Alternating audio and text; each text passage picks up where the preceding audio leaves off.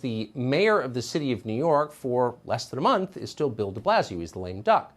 And he's decided to burn the place down on his way out. Bill de Blasio has now announced today that basically everybody in the city is getting the shot. There is a vaccine mandate for all private sector employees. Watch. As of today, we're going to announce a first-in-the-nation measure. Our health commissioner will announce a vaccine mandate for private sector employers across the board. All private sector employers in New York City will be covered by this vaccine mandate as of December 27th. He didn't think he could do more damage than he did, but he's working hard to do yet more. Joe Borelli is a city councilman in the city of New York. We are honored to have him join us tonight. Mr. Borelli, thanks so much for coming on. Thank you, Tucker. This guy's barely the mayor. He's totally discredited. I've never met anybody who supports him, literally not one person. He's the worst mayor in American history, and now he's telling private sector companies that they have to impose the shot on their employees. Will this actually happen?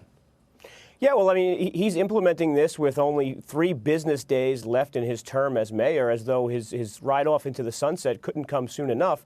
Now we have this to worry about. But this essentially is a bid to be relevant in an otherwise quixotic bid for governor, as though people in Schenectady didn't have newspapers and couldn't read about the bang-up job he's been doing. But look, I'm optimistic. I hope Eric Adams can reverse this on literally 3 days after this goes into effect, because Adams can be the type of mayor who wants to bring back jobs and revitalize a post-pandemic city. Or you can be the type of mayor that goes down the rabbit holes of endless mandates and endless restrictions. You can't be both of those things, and I hope Adams chooses wisely.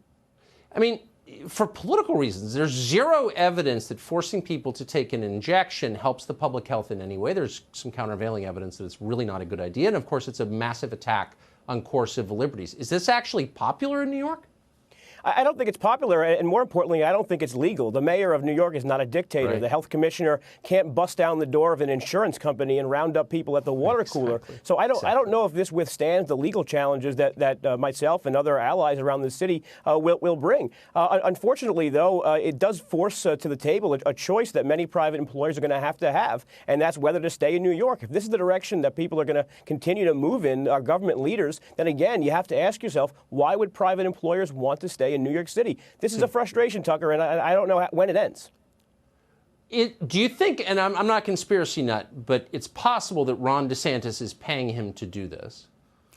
Ron DeSantis should be, dancing the Irish jig somewhere in West Palm Beach that more New Yorkers want to come there. I have my wife, probably watching now, begging me, showing me condos in Dade County, Miami, Broward. I mean, unfortunately, that's just the reality for so long. Between 8 years of Bill de Blasio and a decade of Andrew Cuomo, it's easy to be optimistic that a new mayor's coming, but it's hard to really digest how bad things have gotten.